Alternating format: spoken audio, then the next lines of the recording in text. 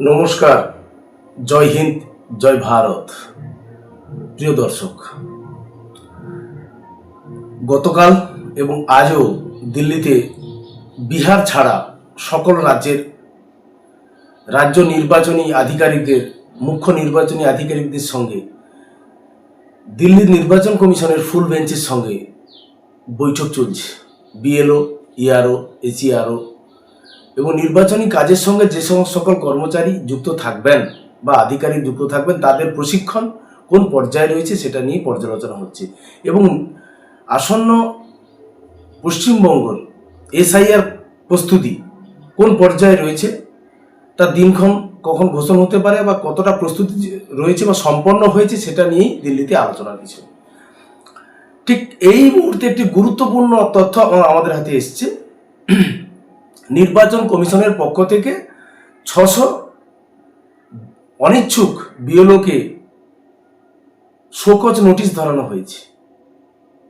তাদেরকে উত্তর দিতে হবে তারা বিএলও হওয়ার জন্য প্রশিক্ষণ নেওয়ার পরেও কেন তারা কাজে অনীহা বা অনিচ্ছুক বা অনিচ্ছা প্রকাশ করছেন, তার কিন্তু যথেষ্ট উত্তর তাদের দিতে হবে বা পরিপূর্ণ উত্তর তাদের দিতে হবে।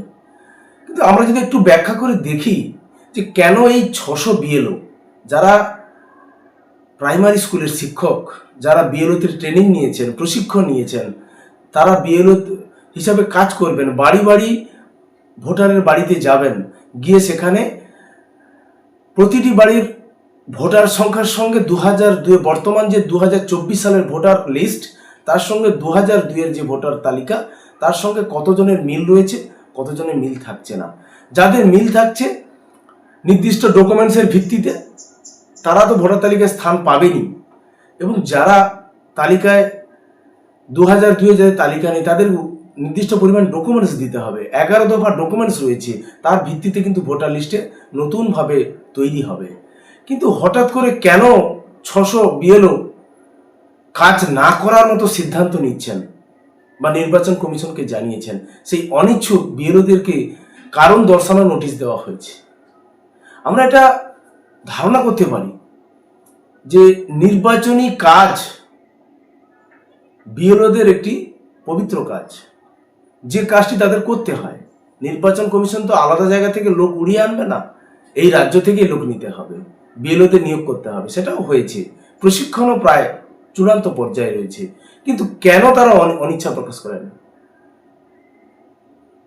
কিন্তু যে পরিমাণে এসআইআর নিয়ে বিরোধিতা, প্রচ্ছন্ন হুমকি, একজনের যদি নাম বাদ যায় কি হবে ভাবতে পেরেছেন? ওরা বুঝতে পারবে। এইরকম যে নানাবিধ বিজয় সম্মেলনের নামে যেভাবে বিএলওদেরকে হুমকি ধুমকি, চাপ, পলিটিক্যাল চাপ রয়েছে, বাই প্রেসার, এটা তো অবশ্যই সম্ভবত মনে হয় রয়েছে যে রাজনৈতিক চাপ রয়েছে অনেক ক্ষেত্রে। বিএলওরা প্রান্তিক, তারা স্কুলের শিক্ষক, তারা বাড়ি বাড়ি গিয়ে সার্ভে করে দেখবেন কারা ভোটার তালিকায় থাকার যোগ্য, কারা ভোটার তালিকায় থাকার যোগ্য নয়, সেটা নির্বাচন কমিশনের সঠিক গাইডলাইন অনুসারে। কিন্তু এই 600 জন বিএলও, তাদের প্রতিটি বিএলও কিন্তু আলাদা করে নির্বাচন কমিশনকে কাগজ দেবেন কেন তারা কাজ করতে চান না। এর কারণটা কি? এই কারণে কি তারা লিখতে পারবেন? আমার মনে হয় যে রাজনৈতিক একটা চাপ রয়েছে, প্রবল পরিমাণে চাপ রয়েছে, বা বাই প্রেসার, পলিটিক্যাল প্রেসার রয়েছে, বা তাদের কাজের নিরাপত্তার অভাব। এই কথাগুলি হয়তো সম্ভবত এটা ঘটছে, বাই প্রেসার একটা তৈরি হচ্ছে বা হয়েছে, যার কারণে তারা পদত্যাগ করার মতো সিদ্ধান্ত নিয়েছেন বা কাজ করার ক্ষেত্রে অনীহা প্রকাশ করেছেন। কিন্তু সেটা কি তারা লিখবেন? লিখলে তো সারা ভারতবর্ষের কাছে, পশ্চিমবঙ্গের আপামর যে সকল নাগরিক আছে একটি বার্তা পৌঁছে যাবে যে কেন এই রাজ্যে নির্বাচন সংক্রান্ত কাজে, যেখানে নির্ভয়, নিবৃত্তি এবং সুনিশ্চিতভাবে কাজ করা যায়, নিরাপত্তার দিক থেকে কোনো ঘাটতি না থাকে। বিহারে হয়েছে আমরা জানি, 2002 এসআইআর এর পরে ভারতবর্ষের প্রথম রাজ্য বিহার, সেখানে কিন্তু এসআইআর সফলভাবে হয়েছে। বিহারে তো কোনো চাপ, পাল্টা চাপের জায়গা তৈরি হয়নি। সেখানে প্রায় 56 লক্ষের কাছাকাছি, বর্তমান যে সর্বশেষ তালিকা প্রকাশ পেয়েছে 56 লক্ষ ভোটারের নাম বাদ গেছে, যারা অবৈধভাবে তালিকায় নাম ছিল বলে নির্বাচন কমিশন সূত্রে আমরা জানতে পারছি। কিন্তু এখানে কাজের ক্ষেত্রে এত চাপ কেন? কেন তাদের শোকজ?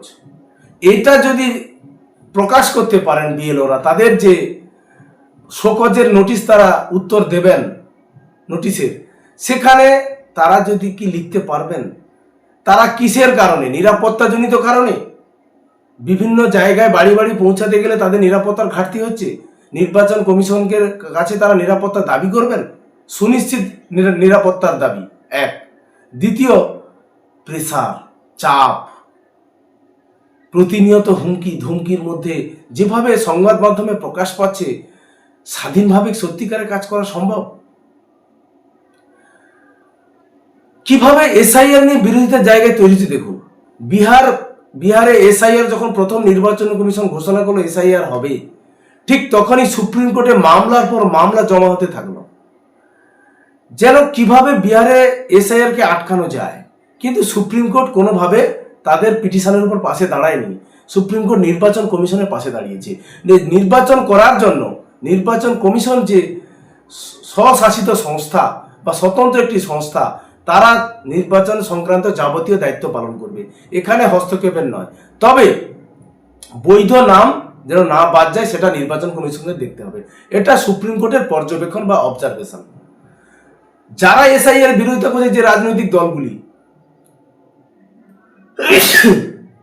তারা কিন্তু কোনোভাবে দেখলো যে আর এসআইআর কে আটকানো সম্ভব নয়। সুপ্রিম কোর্টও যেহেতু একটা তার মূল রায় কিন্তু দিয়ে দিয়েছে যে এসআইআর কে তারা বিরোধী হিসাবে দাঁড়াবেন না, এসআইআর ভারতবর্ষে হবে, ভারতবর্ষের ধর্মশালা নয়। এই বার্তা আসার পরে সুপ্রিম কোর্টে পিটিশন যাওয়া কমে গেছে। এবারে শুরু হয়েছে নির্বাচন কমিশনের দিক থেকে যে সকল কর্মী নিয়োগ হবেন, যারা নির্বাচন কাজের সঙ্গে যুক্ত থাকবেন, তাদের উপরে কিভাবে পরোক্ষ চাপ তৈরি করা যায়, এই রকম কিন্তু বার্তা চলছে। আমরা প্রতিনিয়ত মেন স্ট্রিম মিডিয়া বিভিন্ন জায়গায় দেখতে পাচ্ছি যে বিএলও, তাদের উপরে চাপ, তাদের উপরে কোন চাপের কাছে তারা এতটা নিরাপত্তাহীনতা ভোগ করছেন। এটা অবশ্যই নির্বাচন কমিশনকে সুনিশ্চিত করতে হবে।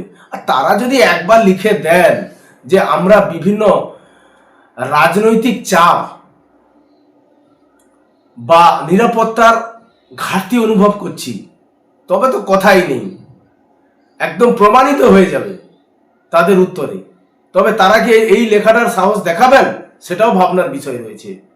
যে কিভাবে স্বাধীনভাবে কাজ করতে গেলে, নিবিড়ভাবে সমীক্ষা করতে গেলে রাজনৈতিকভাবে কিভাবে চাপের সম্মুখীন হতে হয়। অবাক করা তথ্য এসেছে দর্শক, এই ভোটার ম্যাপিং এ কোন জেলায় কত শতাংশ ভোটার ম্যাপিং এ বৈধ পাওয়া গেছে, আর কেন বা এত বিস্তর গ্যাপ তৈরি হয়েছে, সেটাও নির্বাচনের ব্যাখ্যা দিয়েছে। আমরা সেটা স্ক্রিনে দেখাবো। তবে এই 600 বিএলওর কাছ থেকে যে উত্তরের রিপোর্ট আমরা পাবো, বা সেই রিপোর্টের জন্য আমরা অপেক্ষা করে থাকলাম, তারা কি দেখান, তারা কি বলেন উত্তরে, কেন তারা কাজ করতে অনিচ্ছুক, এর ব্যাখ্যা যদি তারা দেন, তবে সারা পশ্চিমবঙ্গবাসী ও সারা ভারতবর্ষের মানুষ দেখতে পাবে যে কি ধরনের একটা এসআইআর এর ফর্মুলা, যেখানে অবৈধ নাগরিকদের বাদ দেওয়ার প্রশ্ন। ভারতবর্ষের যে কোনো সংবিধানে বর্ণিত সংস্থা যারা এসআইআর করছে, সে রাজ্য বিধানসভা হোক, কেন্দ্র সরকার হোক, কেন একজন অবৈধ ভোটার ভোট দিয়ে আমাদের রাজ্যের শাসককে নিয়োগ করবে, কেন দিল্লির শাসককে নিয়োগ করবে, তারা কেন স্থান পাবে? এটাই তো মূল প্রশ্ন। এই কাজের ক্ষেত্রে কেন 600 জন অনিচ্ছা প্রকাশ করেছেন, এই তালিকার কিন্তু এই উত্তরের অপেক্ষা আমরা করব, আর আপনাদেরকে অবশ্যই জানাবো যে কিভাবে কোন পরিস্থিতির মধ্য দিয়ে কাজ করতে হয় বা কাজ করতে হবে, তা বাস্তব পরিস্থিতির ছবিটা আমরা অবশ্যই আপনার সামনে তুলে ধরবো।